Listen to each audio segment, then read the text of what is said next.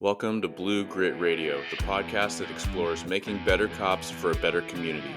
I'm your host, Eric Tung. I've been an active police officer since 2007. We will dive into the aspects of police culture, health and wellness, leadership, and mindset. You'll hear from experts not only from policing, but all industries as they relate to being our best with purpose, passion, and positivity. Join me as we share stories, lessons, and advice so we can all be better for ourselves, our teams, our families, and our communities. Ladies and gents, welcome back to the show. Today I have a returning guest. I have Mr. Sergeant Chris Nielsen. Chris, thanks for coming on the show. Yeah, thanks for having me back, Eric. I appreciate it. Absolutely, man. Yeah, for those that are unawares, it's episode 49 is where Chris joined us prior, and it is one of the top 5 performing episodes as far as downloads, which is no surprise to me. Am I ahead or behind Bill Blowers?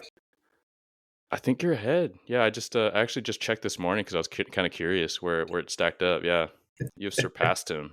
You got to let him know. You're going to text him right after this too, huh? We got to tell him.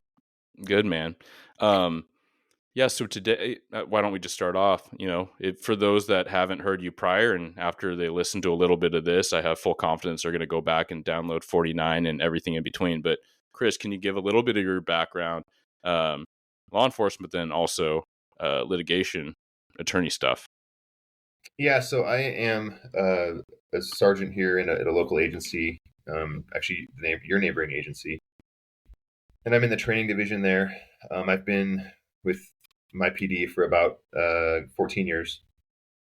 Before I became a cop, I've been a licensed attorney for just about 20 years.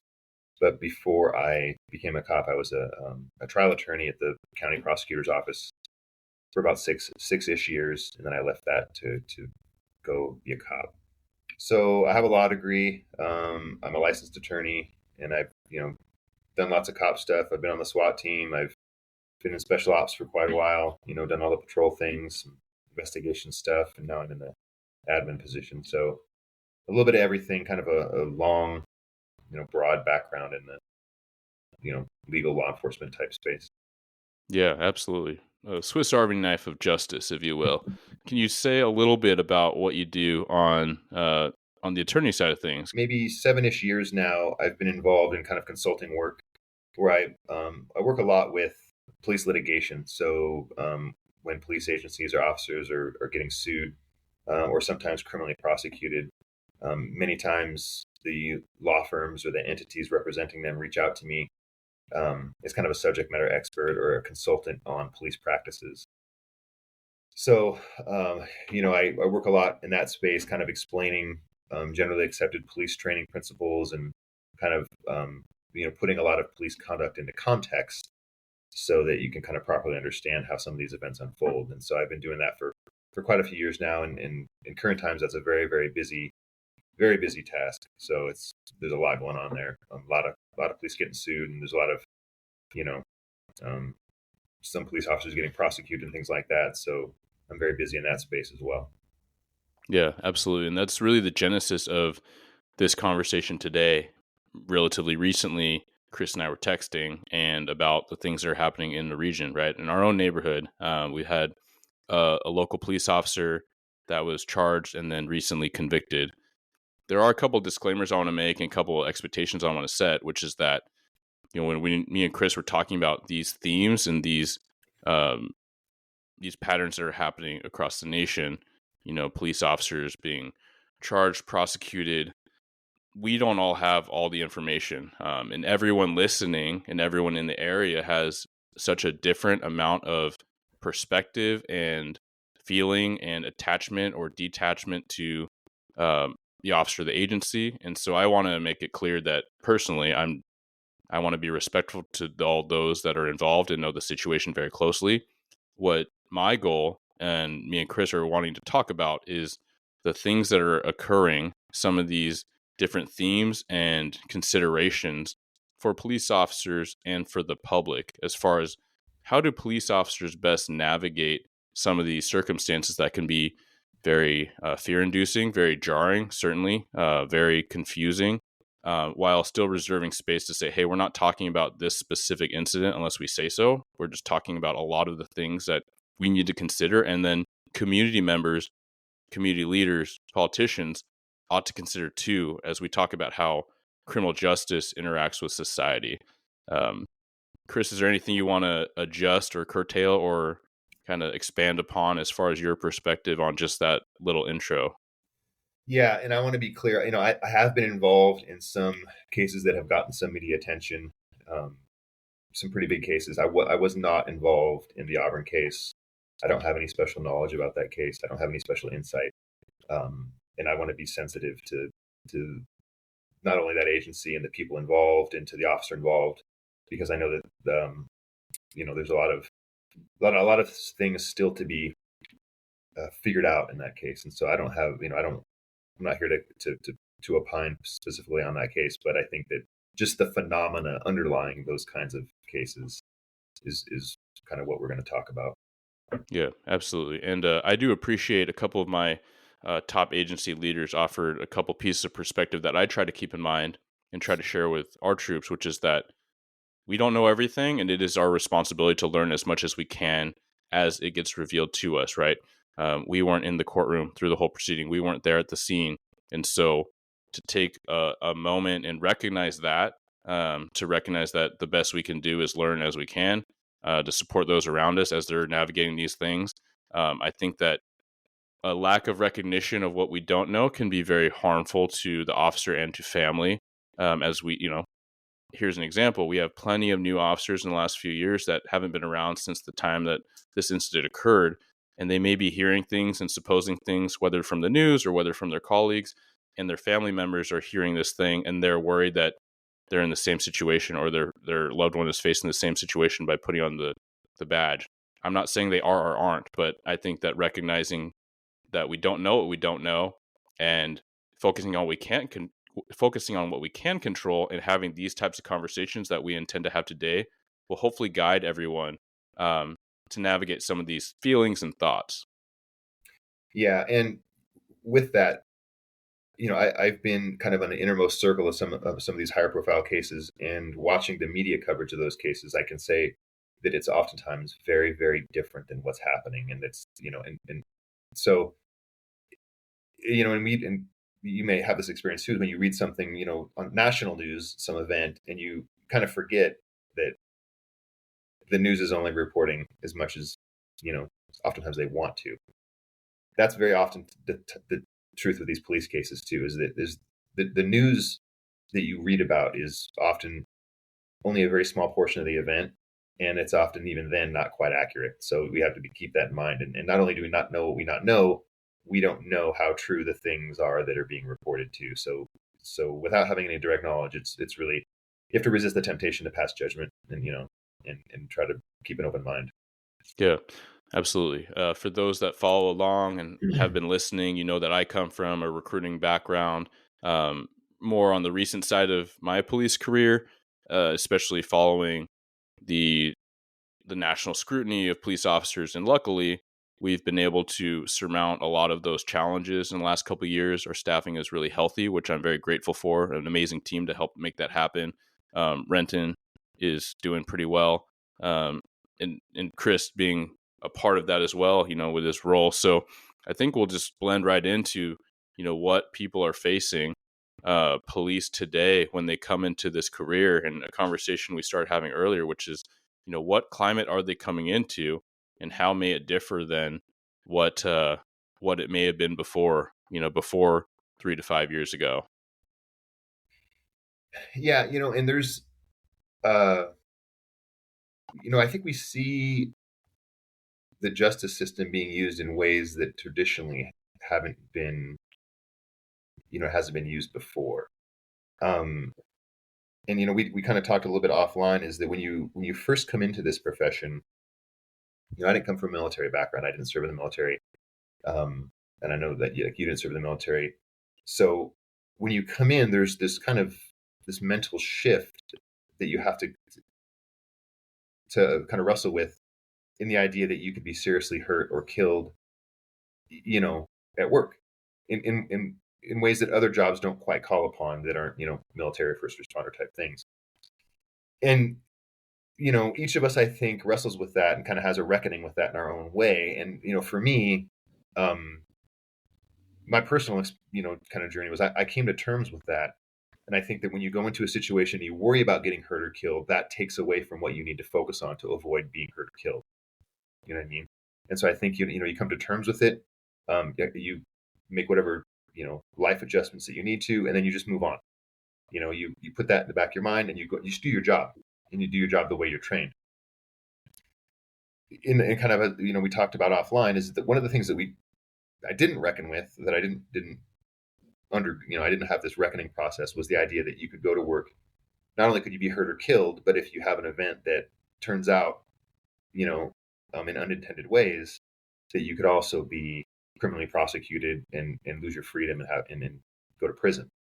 And for me, that wasn't part of the calculus. That wasn't part of the bargain, when I signed up. And I think that many officers with similar tenure that have been around for a while are wrestling with that too. They said, hey, listen, I signed up knowing that I could die at work. I didn't sign up knowing that I could be put in prison for doing my job the way I thought it should be done. And so it's really really complicated. It really complicates the way that you approach your professional, I guess, tasks and your practice. Yeah, absolutely. This expectation shift is so jarring, right? I think it's for those that have been in a long time, maybe beyond our tenure, they've seen it continue and continue. Maybe retirees are still watching and they're tracking from when they began. But yeah, as far as complaints or a claim, and I would imagine that's only increased each decade as it's gone. And then it became pretty normalized to say, hey, you're gonna get lawsuits, you're gonna get sued in the commission of your duties, but as long as you follow training protocol, all these things, like you'll be covered, right? And so there is that risk. It's super stressful. I know other people that have been in plenty of cases and sued beyond my experience. And I'll say from my own personal experience, it is very stressful, even knowing what you did, why you did it, and that, quote unquote, people have your back. At the same time, this is such a heightened level, far, far beyond that. And I would agree that's not really part of the considerations. No doubt, putting your life on the line is something that not a lot of people are willing to do, and it is a heavy consideration, but this is such a next level. Yeah, and I think, we talked earlier, we have to be really, really explicit about what we're asking police officers to do, like what level of commitment or sacrifice that we expect of police officers, and if it goes from, we expect both that you could be killed in line of duty, and then if you defend yourself so that you're not killed and it goes poorly and someone gets hurt, you could be potentially prosecuted for that act as well. And so that really, really narrows the playing field of options if you're talking about being put in a position where you might have to defend yourself or other people, and then being highly scrutinized for the actions that you take in those circumstances.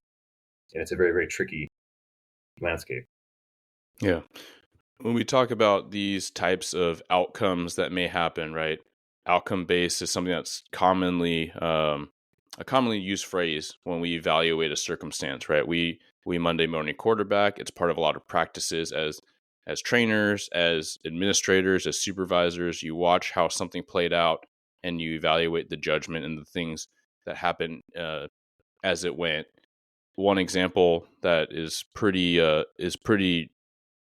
helpful to use is pursuits, and we're talking about that a little bit. Can you start us off on this conversation as we evaluate something like pursuits, something that's highly contentious, as we've seen locally in Washington State, when we were basically barred from doing the majority of pursuits for the majority of crimes on a statewide level, and then very recently that has opened back up considerably. Yeah, especially with pursuits is a very, very good example. And from day one, both in criminal procedure, like in law school, and then at the academy, you're taught that the courts will examine police officers' conduct, at the time it occurred, under the circumstances it occurred, knowing what the officer knew at the time, without the benefit of 2020 hindsight. That comes from Graham v. Connor. And so that's a very important thing, without the benefit of 2020 hindsight, right? But hindsight bias is a very, very strong influence,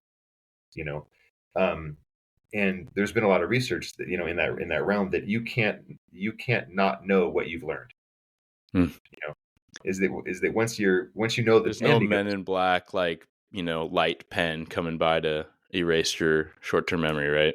Yeah, and once you know the outcome, now you can't not know that, and that's a very powerful influence when you're analyzing police conduct. And so, what you end up with is that I don't know if you had the same experience. Like when I was a younger cop, you've just been in some just wild situations where just you're chasing people, car crashes, running on foot, use of force, and everything gets buttoned up, and you're just like, holy goodness, that was insane. You know what I mean? And there was you might have bent some metal or damaged some property, but no one got hurt, and so everyone tells you, hey, good job, you got the bad guy. But for the grace of God, right? I mean, if not, but now you're in a situation, especially like using the pursuit paradigm, you could be, in your city or my city or some less populated city where you're chasing some person at 3:00 in the morning in the middle of nowhere where there's no traffic, nothing going on. And, the guy runs out of gas. You take him out of the car, put him in handcuffs, take him to jail. And everyone says, hey, good job. You exercise good judgment. Same exact situation. The guy runs a stop sign and hits a car, the only car on the street at that time. And they say, what were you thinking? But up until that moment, everything else was the same.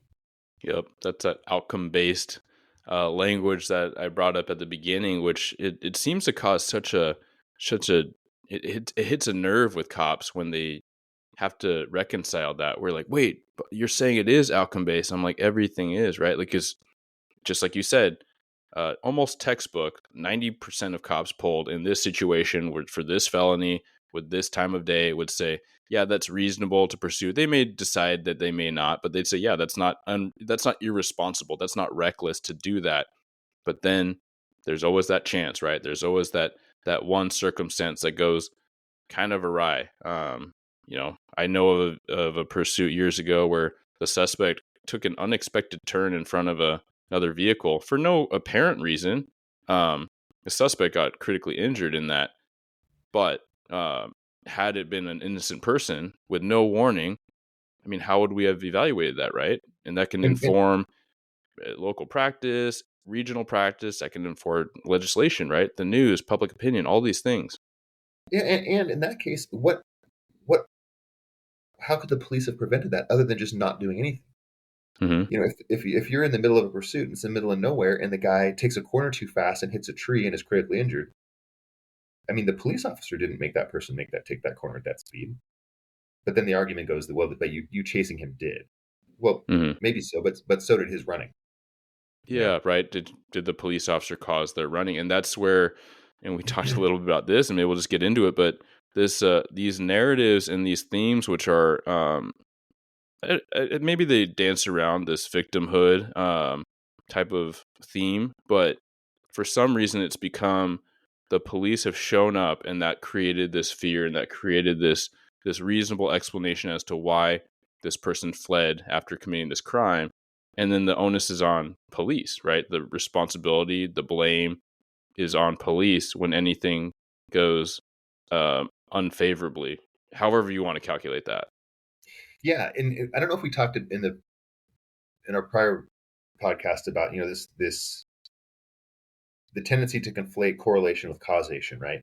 And is that there's a direct correlation between police presence and use of force, right? Because if the police don't show up, there's never a need to use force, right? You can't have police use of force without them being there in the first place.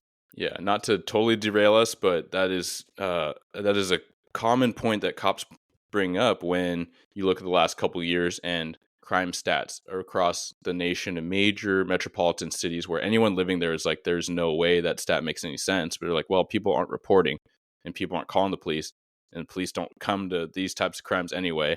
And so therein, creates this this data gap, I suppose. Oh yeah, and that's a thing. It's like, well, car piles are way down. It's like they're not. People just don't call because nothing happens. Yeah, You know. that's a thing. Yeah, and so when the police show up, there's obviously a heightened possibility that there's going to be a conflict because they're there. And so it isn't the case that the police cause that conflict, but there is a correlation. When you talk about causation, it's a much, much more complicated analysis, right? There's a lot that goes into that. You know, so, community values, policies, the actions of the suspect, the response of the police. There's lots of things that go into that. So I think we kind of,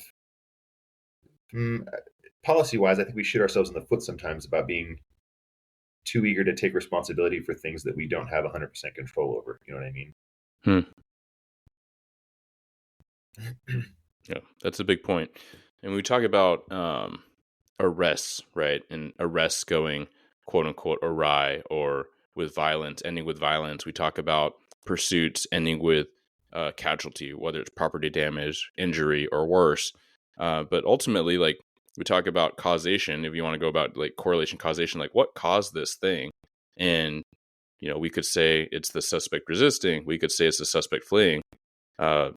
We could even say it's how the cop showed up, right? If you want to take on that narrative, put on that that kind of objector hat.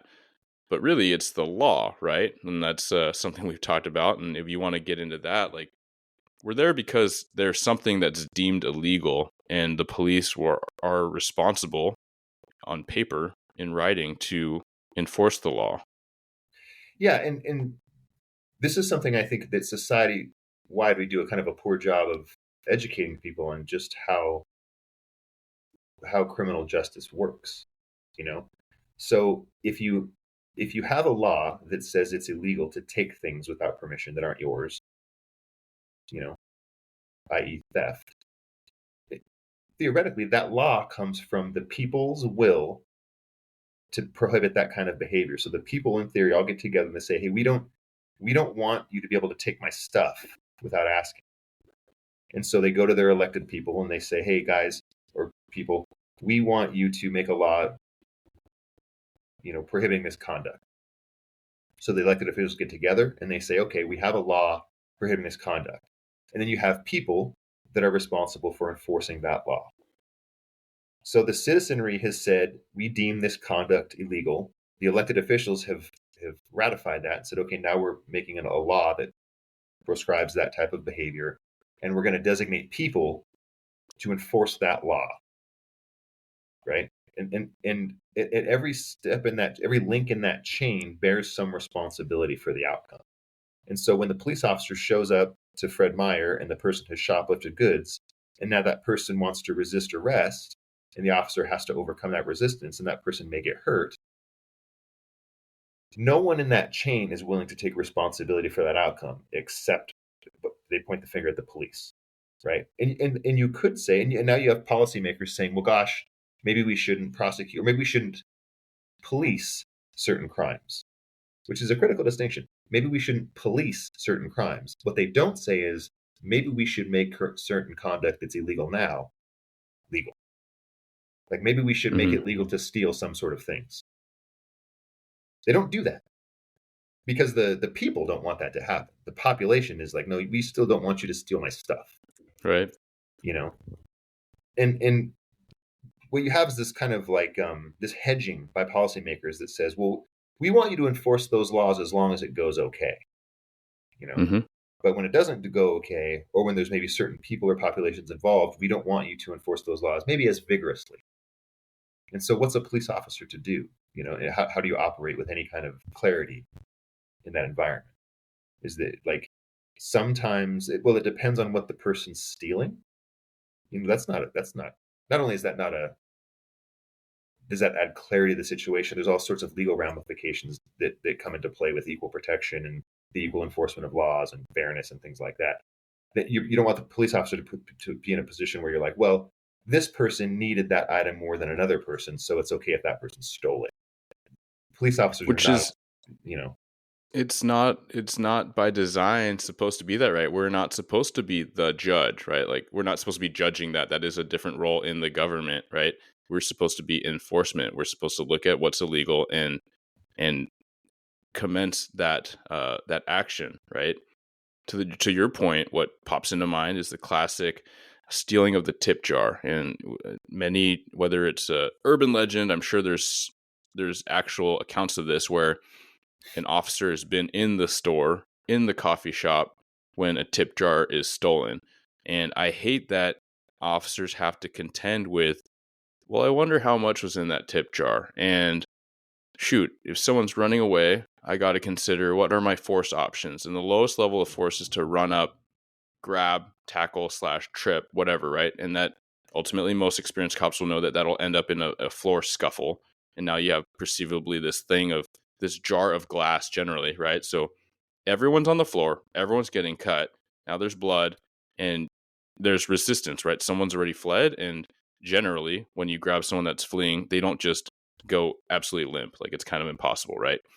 Even outside of that, you have to consider that most people, when they trip going a moderate speed, especially if they're carrying something in their hands, are they going to brace themselves? Are they going to endure this injury? Now we're talking about broken glass, which is kind of something I generally don't think about, but the pavement is a big one, right? That's come into cases when someone gets injured based on fleeing, getting tased, that kind of thing, right? There's case law around that. And so now that officer in probably microseconds is evaluating what the risk reward is of this tip jar. And maybe unfortunately, it's part of the calculation of, well, this is Starbucks and it's a corporation with lots of money. And or it's a corporation that, in my experience in this neighborhood, maybe the management doesn't want to prosecute, and versus the difference of maybe a mom and pop where that money is a big deal, right? People are going to pay their bills or not based on, the people that work there. I'm injecting all these random thoughts as they come to me, but I think that more and more officers are trying to contend with all these things as they just handle or don't handle a simple call, a simple theft. Yeah, and to your point, like if there's $6.88 in the tip jar, or if there's $688 in the tip jar, you don't know, right? And that could make a big difference for whomever the tip jar belongs to. Mm-hmm. And we get this when I was doing proactive work when people would steal bicycles. It's like if you steal a $200 bicycle, that's one quote unquote level of crime. If you steal a $4,000 bicycle, that's a different level of crime. Mm-hmm. And then of course that goes into the fact, like the gram analysis, right? Like how serious is the crime? You're like, well, the guy stole a bike, Mm-hmm. and it just happened to be he stole a really nice bike. So can I use more force? Well, not really. I mean, that's it's not different conduct. Yeah. It's just a different value. And so what you have, like, all these variables that you did a really good job of kind of outlining on a very simple, straightforward, typical police response. And so what the police officers, they're sitting around, they're thinking about all, and they come to the conclusion, I'm just not going to chase the tip jar guy. Because at the end of it, if the guy gets cut really bad, or if there's an unintended outcome and I get in trouble, the trouble that I could get into is not worth the tip jar. Yeah. And I think maybe you'd rather take the paper. You'd rather have people furrow their brow at you for the next 30 minutes than what court proceedings and, Office of Internal Affairs may follow you if the other option commences, which is terrible. It's a terrible thing for police to have to try to grapple with. it is, and if that guy falls and puts his arm out and breaks his wrist, bracing himself, and now you're in a position to say, well, you broke that guy's wrist over the $6 in the tip jar, or conversely, if it goes well and the guy the guy falls to the ground, he doesn't get hurt, and you put him in handcuffs, and the person says, thank you so much for saving my tip jar. Mm-hmm. But really, like, there's so much that goes in. Like, the outcome it's kind of independent from the path you took to get there, because the outcomes are so unpredictable. That's why you have to look at, like, what the police officers do under those circumstances. But that it's there's so much focus now put on how did it go, and you should have known better. Like, you should have known better when you tackled that guy that he could have broken his wrist. Yeah, that's a possibility. It's also possible that nothing happens at all and he goes to jail. Yeah. And so you look at like, what is the tolerance of the people, of the policymakers, the administrators? What is the tolerance for risk? And the answer oftentimes is, well, it depends. You know, Yeah, which is not satisfying to cops. Like, as much as they know it in their gut and through their experience, they're like, that doesn't give me a lot of confidence, right? No, when I was a newer sergeant, we had a call. It was a felony DV call, and the day before which we weren't working that day. This person had choked his girlfriend and taken a bunch of, like, or taken her iPad and stuff and left. And the cops didn't catch him. They showed up and he was already gone. Well, he had come back the day after and beat her up again. And my crew had known about the prior assault. There was PC to arrest him for a felony DV assault. So the cop was there taking the paper. The guy had already left again. The cop was there taking the paper, but he calls her and FaceTimes her while the cop is there, and they're able to find him driving around. And he's actually driving back toward the house. He's coming back. So the couple guys on my crew find this person driving back, and they light him up to stop him. And he doesn't really run, but he's just not stopping. And he's on FaceTime with this woman, and the cops at her house watching the FaceTime, saying, "I'm not going to stop. Like, I'm not going to stop." So, and we kind of set up a loose perimeter around the house, kind of waiting for him to come back. And one of the cops says, "Can we pit him?" And I knew where they were in the city. I knew what road they were on, and I knew what environment it was. And my first response was, "You can pit him if it goes well." Mm. I had that Depends. thought. Yeah. Yeah. I said, "Yeah, you can if it goes well," but that's not the criteria. Mm-hmm. And I approved the pit, and then just hope for the best. And it worked out. No one got hurt, but it just as easily could have gone a different way. Yeah. And then you're under scrutiny for that decision. And no one said to me ever, "You should re-examine that decision because I don't know about conducting a pit maneuver in that environment." No one ever said that to me because it went okay. But had the guy spun a different direction or maybe a little bit too far and he hits another car, you can bet that conversation would occur. Yep. And it goes both ways. I mean, from that, like, some people hearing might extrapolate, well, supervisors, yeah, they're gonna jump me if it doesn't go well. But that's not the point. Like, the point is supervisors are trying to help navigate, of course, this sticky, volatile, unpredictable, oftentimes situation where that's why we talk about reasonableness. That's why we talk about best practice. That's why you have SOPs.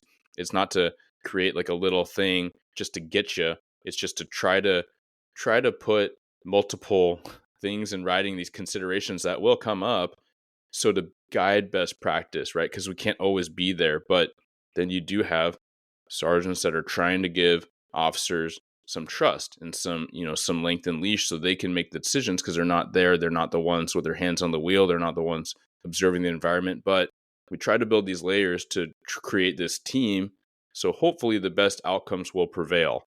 Of course, the suspect has a vote, and oftentimes all these other circumstances that are unforeseen have a factor as well, which is just to further illustrate how complicated it is, especially for the person that's not in policing. Yeah. Do you play golf? No, I don't. I don't either. I have in the past. I don't know how many golf clubs you're allowed to carry. Do you know? Is it like 11 or 9 or something like that? I don't know. A whole bag of them. There's a rule. They're all for different things. Some are shaped different. There's clubs, wedges. There's a putter, a driver. But my point is that you're given a finite number of tools to achieve the task of putting the white ball in the hole from a distance. But you're only given a certain number of tools, right? And you can I think you can change what tools you have. Like, you could have a 3-wood versus a 5-wood, but you're only allowed to have 3 woods or whatever, but you can carry, let's just say it's 9 golf clubs. Mm-hmm. You get to pick the 9, but you only get 9. But you can bet that if there's 2 golfers standing a distance from the hole and one guy goes, "I'm going to hit a 7," and one guy says, "I'm going to hit a 5," right? And you go, well, who's right? And you might even get a third golfer that comes in and says, "I can't hit it here from a 7. I'm going to also hit a 5, or I'm going to hit I'm going to hit a 3-wood from here. Mm-hmm. The skill, the experience, whether that golfer's played the course before, what the lie is, the weather, the rain, the wind, whether the Mm-hmm. sun's in the guy's eyes, all that's going to come into play on how you hit that shot. And that not only that, but it's going to come into play on how each golfer hits that shot with the limited number of tools you have, right? You wouldn't say the 5-iron guy is unreasonable, although there, somewhere in that universe there might be that argument. You know, and you might even come to a consensus that says the 7 is the best iron for that shot, right? But I could see why a guy would hit a 5 if he's a better golfer than me, or I could see why the guy would hit this iron if he's a worse golfer than me. But no one's right in that situation. It just depends on the circumstances as they're perceived by the golfer. Mm-hmm. Right? Welcome to police work. You know what I mean? Yeah. It's like you have a 20-year cop and a 3-year cop. Each of them have different experience levels. Each of them have dealt with different calls, right? And so they show up and each of them might handle that call a different way. That doesn't make one right over the other. That's why we say, was it reasonable? Now, if the golfer pulls out the putter and you're 200 yards away, you go, that's not reasonable. Unless you're like some sort of superhero that can, but no one is going to hit a putter from the 200-yard shot. Right. Yeah. Or on the green, if the guy pulls out his 3-wood and says, I'm going to use this, you're like, what are you doing? No one, that's not reasonable. You know, but my point is that with the tools that you're given, you might have to be called upon to use the tool in a way that hasn't been, like you might putt from the fringe, for example, Mm-hmm. where someone might chip. The putter's not designed for that, but you might use that because it's the best tool for the job, given that you don't have any other ones that are better. Yeah. You It's know? I mean, it's really a case for anything that's you could say is strategically predictive, or where you're trying to inject that strategy to predict an outcome, right? Sports is a great example. Economics, investing is a great example that I know probably just as nominally about, right? Not my forte, but you see these trends with different markets, whether it's gold, silver, real estate, and after this bubble or that bubble bursts, or this crashes or that shoots up, all these experts are all chiming in on all the reasons why it made sense. But then all those experts are saying what you should have invested in is entirely different prior to, right? Because I think it goes into part of the conversation we had earlier, which is, you can't undo what you know, you can't unsee what you see.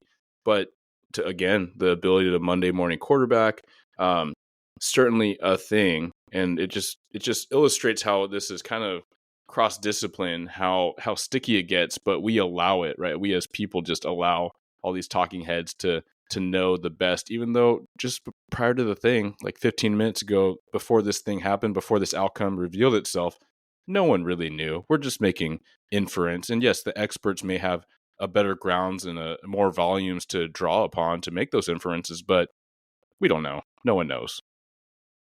No, and that's the thing is that policing is an inherently predictive endeavor. And you're trying to make predictions, based on the things that you know at the time and your experience under those circumstances, right? Or lack of experience. You're trying to predict what's going to happen.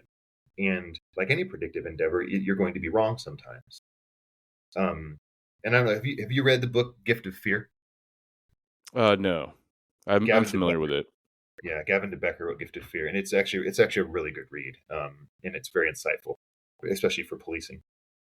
But he writes, the kind of the paradox of predicting is that if you wait long enough, you'll always be right. You know what I mean? You don't have to. It just reveals itself, right? Yeah, if you say that car might hit me, here it comes, yep, it's gonna hit me, right? Well, at that point, your prediction has no value because the outcome is tragic, or you're gonna get hit by the car.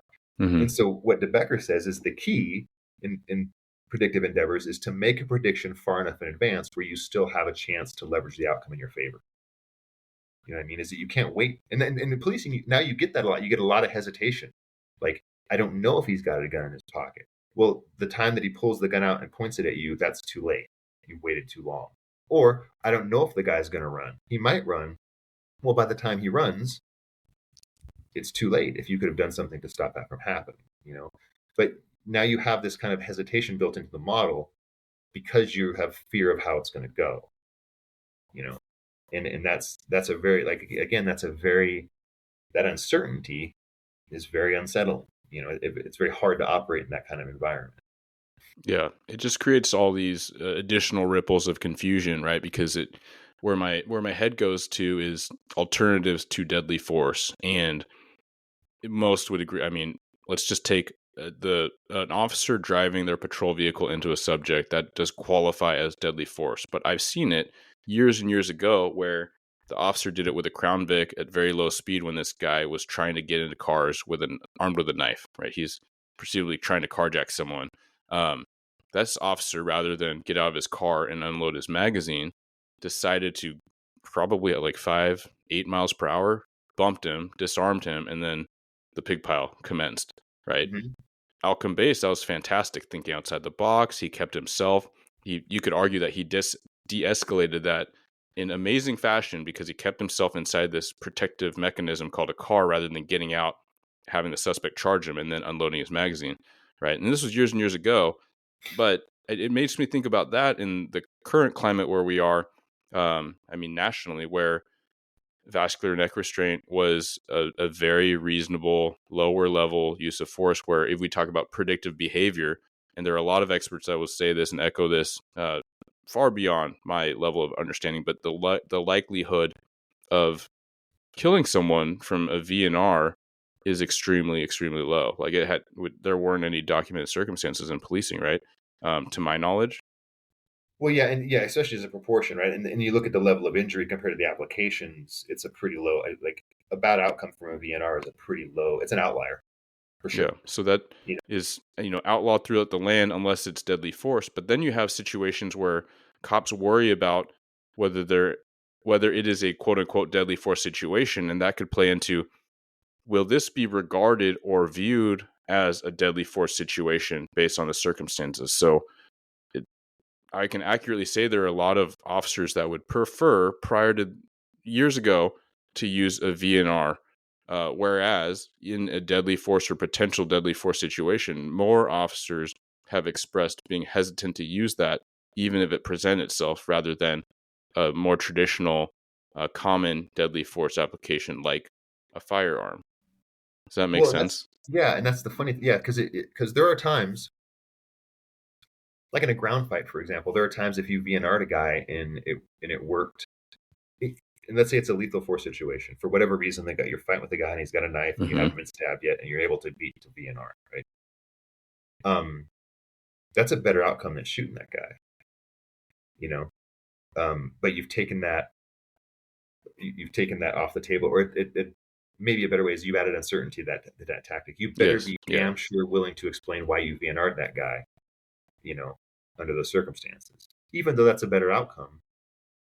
Um, in that situation. I mean, I know one of the local agencies. I was talking to one of the attorneys for a local agency, and that agency, before the state went with a VNR prohibition, that agency was talking about doing it. And he said, "What would you replace it with?" And they said, "Well, we just wouldn't do it." I said, "But okay, but if it's a viable tactic, what would you replace it with?" And the answer is, "We're just going to take it away." The answer is nothing. We're replacing it with nothing. You just don't get to do it anymore. Okay, you know. Yeah. I was legitimately worried that the replacement, by default, and I was expecting. I'm glad I was wrong, I believe, but and not, at least not to my awareness, was it otherwise. But I thought the replacement would be mass use of impact weapons. I thought we were going to go back, revert in training and time in some ways, where you can't use something like VNR, then everyone's going to be carrying sticks again, and we know how arguably ineffective and how injurious and how bad that looks, right? And so, I suppose that's a positive that it didn't it didn't go that direction, in a lot of places, at least not to the national spotlight, and even looking at police news on the regular. Yeah, no, and that's funny because there are lots of, you know, level two type force applications where we don't use a bunch of them anymore. I mean, we've actually, I don't know what your agency, we've kind of gotten away from just using strikes in general, you know. Yeah, for sure. And I think that, you could have an intelligent conversation about, whether that's a good thing or not as far as, overcoming resistance. But what you tend to see, I know, is some of these force applications that could be remedied sooner and safer than if you prolong them and fight with people for a longer time. It increases the risk to the person and to yourself. So it's, again, you're looking at that outcome. What's the outcome going to be, and how am I going to balance it? Yeah. Yeah, Yeah.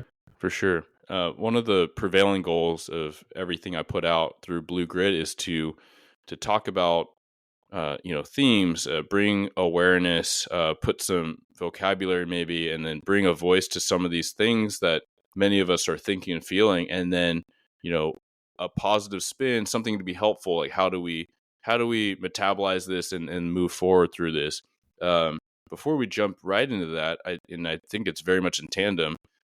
We have to recognize legal obligation versus moral obligation, and everyone is going to have a different opinion across the spectrum. But I think that's what I've always suggested, especially young officers, and then officers as my colleagues, my friends, as we navigate, like, how do we bring our copness to the world that we interact with when we're in uniform, when we're out of uniform, when we're in semi-uniform, when we have a gun on our hip and um, nothing else. We have a vest in the car. You're on duty, but you're kind of plain clothes-y. Like, you got to grapple with all these different things when you're off duty with your family and all you have is a revolver, or if you're off duty with your family and you have nothing. And we all have heard stories about colleagues and friends that have uh, engaged in some sort of thing off duty because ultimately I think their moral obligation was so high, and yet I devil's advocate, call it whatever you want. Like, I have commonly injected my opinion and my ask of them as a friend more than anything. Please, like, evaluate that. Please consider what you're putting on the table and you're potentially forfeiting when you tackle a shoplifter from Winco and you're with your family, man. Like, you're off duty. Is it worth it, right? The juice worth the squeeze? These are common conversations that we need to have. It becomes really stressful to think about this all the time, but I think that's the landscape we're in. I mean, what do you think about that?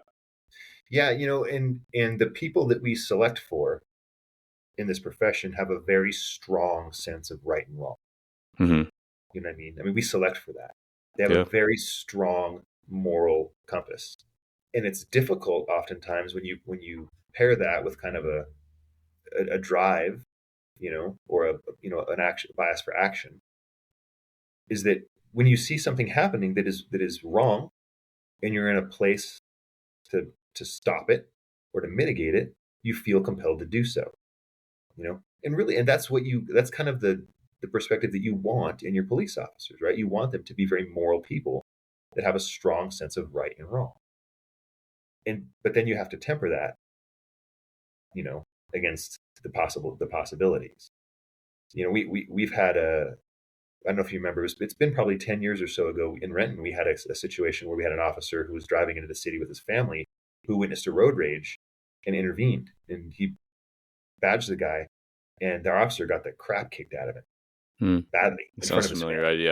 I don't remember the details. In front of his family, I mean, really got beat up pretty bad. And that was a kind of an eye-opening experience. But with off-duty conduct, I've predetermined that unless there's someone, at risk of getting killed, Yep. I'm just going to be a good witness. Mm-hmm. And that's on many levels. That's because from the suspect's perspective, now you just have some guy jumping out of a car trying to beat me up, and that's, they don't know, and so that, Yep. Or the bystander doesn't know, right? The bystander doesn't know because they only saw the second half of that. They see someone jumping on another guy. They didn't see the initial assault or the initial whatever. Yeah. And maybe they're an armed citizen. Maybe they're acting reasonably based on what they saw, and you're winning. You intend to subdue the person and, have someone call the cops, but like, they think that you're the carjacker, right? Or you're the convenience store robber because the 911 call is coming in. I mean, that's a blue on blue situation far too frequently in historic, where an off duty or a semi plain clothes officer is getting shot by another officer that's responding to the robbery because they see ultimately the cop with the suspect at gunpoint. It's just, there's just so many layers, and this is not to again, I hope it's abundantly clear to all listeners, like, this is not to Monday morning quarterback. This is to recognize those situations so that we can make the best decisions for ourselves, because those do have, they will have lasting ripples for ourselves and our family. Yeah, and then if you talk about that same paradigm in terms of uniform conduct, right? Like that moral versus legal obligation in the uniform personnel, right? When you're on duty and you're working, and you see something happening, and you feel morally that you have an obligation to intervene, and legally that obligation doesn't exist, you know.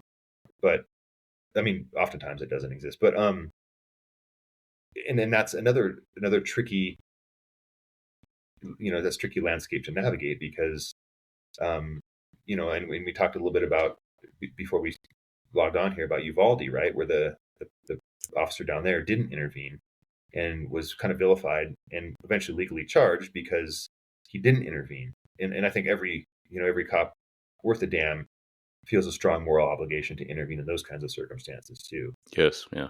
Yeah. But then the question becomes, like, if you don't intervene, is that a crime?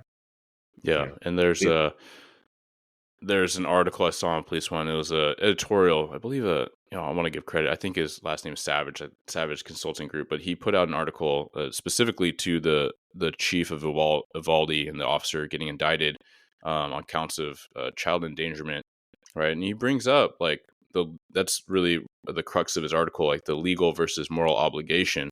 Talks about Parkland, the officer that was exonerated, right? Following that tragedy, and just thinking he projected that it would be hard to hold these officers criminally. However, he really underlined that moral obligation. And for those that are unaware, this is not to belittle or anything. I didn't recognize this was a thing until well into my law enforcement career, but there are very few things where officers are actually legally obligated to do something. There's oftentimes a lot of things that you won't get in trouble if you don't do it. And that breeds, I mean, one of the worst things that we got to contend with in law enforcement culture, which is that cynicism, that apathy, that dejectedness, which we all see far too common to different levels, right? But, on one day it's the tip jar running out. The next day it's this assault happening and you're slow rolling it, right? Or you're going to finish your lunch. Like, come on, right? And so that's where we are having these conversations to get back to that moral obligation, right? Like, why did we come in? And you're absolutely right. Like, we do select for those qualities, like people that truly care, people that are willing to put it on the line, that strong sense of purpose. And that's really, like, I suppose maybe this is the right time to flip to what can we do, as we navigate all these things, and wanting to put a voice to all these feelings and confusion, but then not just leave everyone listening to be like, yes, I've thought of the majority of these things, and I just feel even more sunk and bummed out that I've hopefully you can listen to this in one listening. You're not like halfway through in your commute and you're at work now, like just thinking about how depressed Chris and Eric made you feel. But yeah, I think so much of that is remembering purpose. Like, that why has to be so strong. And I mean, it's really the crux of so many things. Like, how do we get through adversity? It's always purpose. Yeah, and this is the practical tip that I would leave everybody with, right? And you've probably heard of we used to call them the priorities of life, right? We've gone away, kind of now become the life safety priorities or the safety priorities, right? You familiar with that concept? Yeah. Yeah, and most people should be, if they're police officers, right? And those priorities are, the safety of uninvolved people or hostages, the safety of the officer, and then the safety of the suspect or the person with whom you're dealing, right? In that order, respectively. Mm-hmm. So Yep. whatever action you take should be primarily geared at securing public safety, and then secondarily your own safety, and then tertiary the safety of the person with whom you're dealing, right? To me, that is the fundamental pillar of reasonableness. Is that if you're acting in a way that secures public safety, right, you're well on your way, to the proper destination. I would encourage every cop out there to get a sticky note, write those three things down, put it on your dash, right? And then you tailor your tactics according to those principles, right? Is that you're concerned with public safety, your own safety, the safety of the person, because we're getting into a time where in I don't want to say a plurality of the situations, but many situations we are forced to act in a way that elevates the problem causer's safety over everybody else's because we're worried about a bad outcome. And oftentimes that makes things more dangerous for not only the person but also the police and the public, right? Is that the more you let people act out, get out of control, be belligerent and violent, the less stable it makes that situation, the less safe it is for the public, the less safe it is for the officer, right? So you have to be very mindful of that, very mindful of that you're acting in the furtherance of public safety, and be able to explain how what you did was tailored toward those goals, you know? Yeah, absolutely. That's so well put. When you put it in that framework, it really does lead you right back to like what this main thing is, this law enforcement, public safety, like this thing we're doing. Why do we do it? And really the impacts of what we do and don't do and how that can manifest. I'll give credit. I don't know if he wants me to. I would imagine he's more of an under the radar guy, but I'll just say G, right? And I'll tell you after the recording who it is. You know him, but G Man, we'll call him in a roll call. We were talking about a lot of these themes.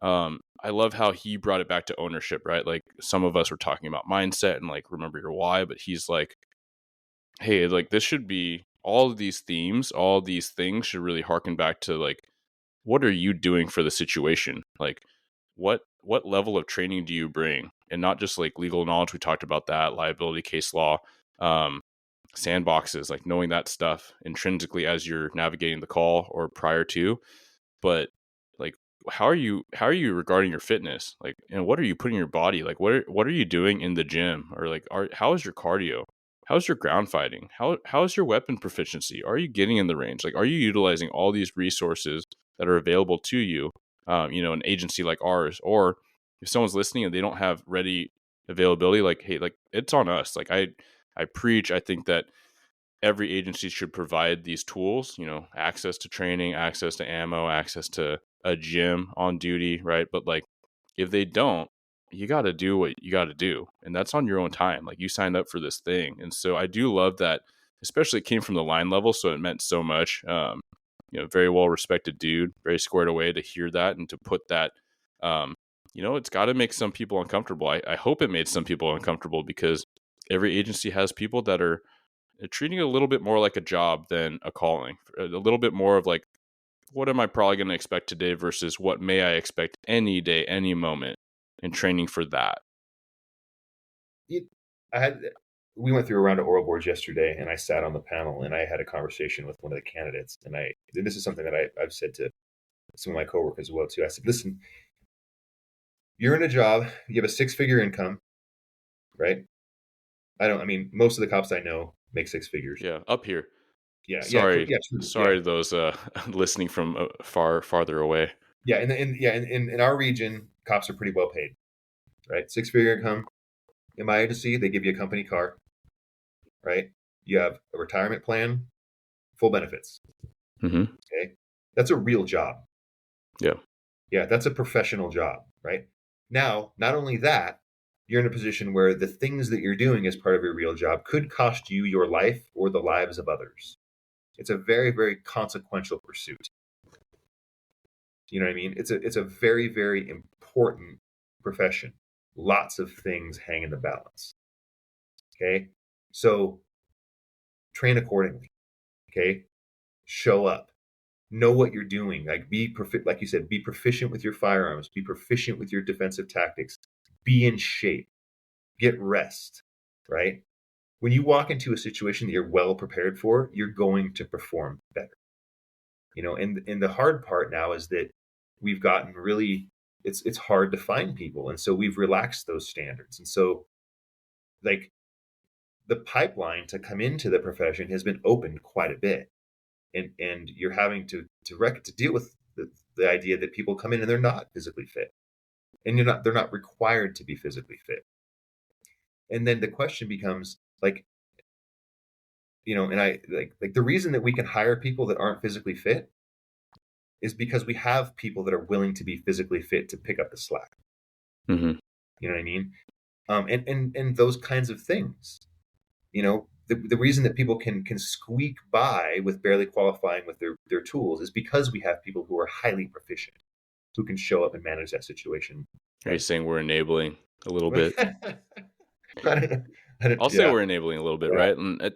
But yeah, I love that you brought it back to like the profession. Like we are professionals, and we should train. We should act like professionals, and that goes from everything to slinging weights to conducting yourself with respect and treating others with respect, right? Even if people are acting like a total jerk, like we got to be emotionally regulated, right? And back to the crux of all this, when we talk about policing, I talk about community policing and interactions with the public plenty on this show and social media, but it does interact with getting that support. Like most of us, the extreme majority of people in the job are doing it for the right reasons in the right way, but we're human. We make mistakes. We have the slip of the tongue. We have a slip of the attitude.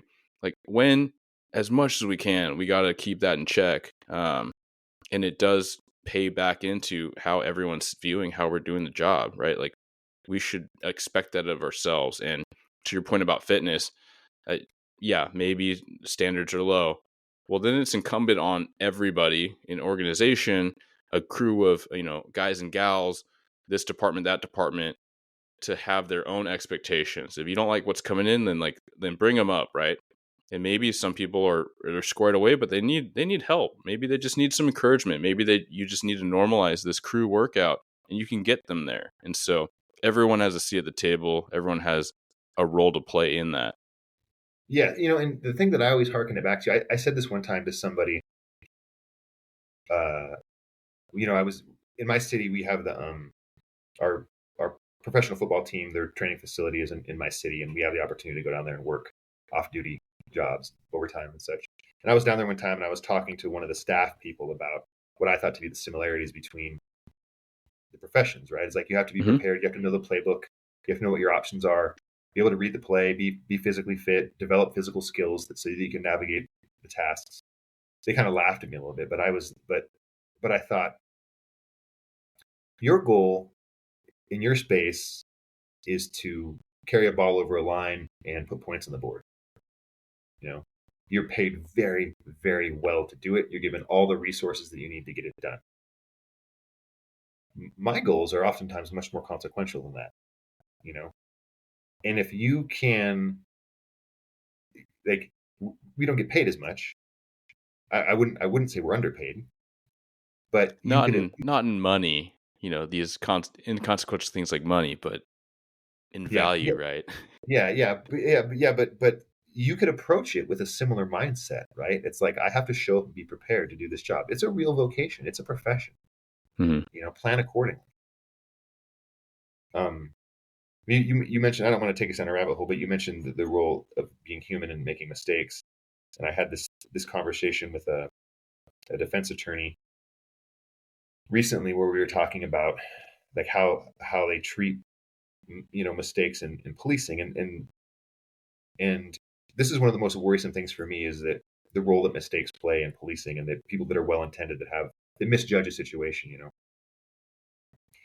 And I thought I proposed this hypothetical to him. I said, say that you go to the doctor and you're in the unfortunate position to have your leg amputated, right? So you go to the doctor, you do all the consulting, you go in, you talk to the doctor, you meet the surgeon, they put you under, you wake up, and they took your wrong leg, right? Mm-hmm. And the doctor, that was an intentional act, right? The doctor took your leg, he meant to do it. It turns out he was wrong about the leg that he took. Now that exceeds your consent, right? So he didn't have consent to touch you in that way, to take your Mm-hmm. wrong leg. Yeah. Do you see the path that I'm going down here? Yeah. Yeah. Right. So it was an unintended outcome. He intentionally touched you in a way you didn't agree with, right? And it deviated from the standards of the profession. How many and that happens. Those things happen, right? How many ER doctors are being charged with crimes under those circumstances? I don't know of any. None. I think you hear a potential criminal claim, once every so many years, and it makes the national news. Is what I would wager to how rare it is and how those turn out, what the outcome is. wouldn't venture to guess that it's very many where But it they get sticks. sued, right? Sure. Yeah. They get Appropriately sued. so. Medical malpractice. Sure. Appropriately so, right? That was a negligent act, and they get sued. You know, but when police officers show up and they make mistakes and they misjudge situations, they have unintended outcomes. We really, really, there are people now that want the police officers charged for crimes for those kinds of things. And it's not the same kind of conduct that is typically thought of as criminal conduct. You know what I mean? Like if a police officer misjudges a situation, uses too much force, that's not conceptually the same as a traditional assault. Right. You know, they misjudge the situation. Should they get in trouble? Perhaps, right? Should they be punished? Perhaps. Should they be sued? Maybe so. But at what point? At what point does that conduct become something that you talk about imprisoning people for, who are doing this as part of their job? It's part of their vocation. They're expected to use force sometimes, you know. And then, you've introduced so many variables into it, so much uncertainty that it really, really, you know, muddies the waters. So Yeah. that's why you really have to go back to the fundamental principles that we talked about before, is like be able to, you have to be prepared, you have to train, you have to understand that the sandbox that you're playing in, and be able to intelligently describe why you did what you did or why you're doing what you're doing. Be able to talk about your decision making process in intelligent terms. Not use shortcuts like, well, based on my training experience. That doesn't, I mean, what about your training experience? Tell me more that led Yeah. you to think what you thought, right? So sorry, Yeah. I don't want to take us down a rabbit hole there. No, there's so many things, and I think that just bring back the realness of what we're talking about. Um, but no, Chris, we have covered so much ground, and I truly hope. I mean, the main goal, as I said, kind of at the beginning and somewhere in the middle, and I'm going to kind of recap, is that these are so many things that we're contending with that people ought to think about. I mean, they might not know until they listen in on this before they get in the job, but then it's something that we have to keep examining and figure out how we're going to navigate best practices. Individuals, we talked about on duty, off duty, organizations, kind of your informal cultures, like how you can be the best, how you can elevate your team. And then really just how do you process all this? So I hope people got a lot from this. I mean, I know I did, so I'm very optimistic. But Chris, is there anything that you want to leave listeners with as we wrap this? You know, now more than ever, I think that it used to be that you would kind of look to police officers and thank them, or first responders and thank them for their contributions, because their safety was at issue. Um, Not only is their physical safety, but their freedom is at issue now too. And so I think that the people that do this job, and I'm not, and I now, to be clear, I don't do that job anymore. I'm a cop, but I have an office job. Okay, so Mm-hmm. I'm not the guy. I'm not the 911 guy out there on the first lines. I feel you. I feel you. Yeah. So I'm not saying this for my own ego or for my own benefit, but the people that go out there, I'm always really, really impressed by the young people, the people that we have out in the streets that are responding to 911 calls. They're the first ones on scene. They command a lot of respect. I have a lot of respect for them being out there and doing that job. And I think that people like you and me that are in administrative capacities, it's incumbent upon us to support them, however we can, to get them what they need to do their job, whether it's training, whether it's equipment, emotional support, keep, taking, steps to keep their morale up or improve their morale. Everything that we can do behind the scenes to give them everything they need to be successful. I think it's incumbent upon us to do that. So, to the people who do the job who are listening to this, I just want to pass along my extreme gratitude. There may be time in the future when I'm out there with you doing it, but at my age and at my stage, it might not be too. So, thank you for your willingness to step forward and to play a role in the world that hopefully leaves things better than you found it. No, 100%. Thanks so much, Chris. Thank you for your guidance, your contribution, your leadership. I have to recognize those coming in, following us, right? We have limited time in this job. There are so many people that are doing this job that'll be doing it long after us, and then others that haven't even come in that'll be keeping the fabric of society together, as it's other things are at play trying to unravel it constantly. So thank you so much. Yeah, man. Thanks for having me. It's always good to catch up and talk to you. And keep up the good work you're doing. You're doing good work in this space. Absolutely. Thank you, man.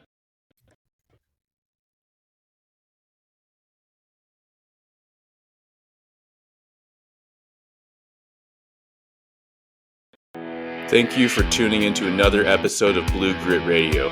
As always, support this community by subscribing, giving us a 5-star review, and following, liking, and sharing posts on Blue Grit Wellness on Instagram. You can reach me there or email me at bluegritwellness@gmail.com. Be well and stay gritty.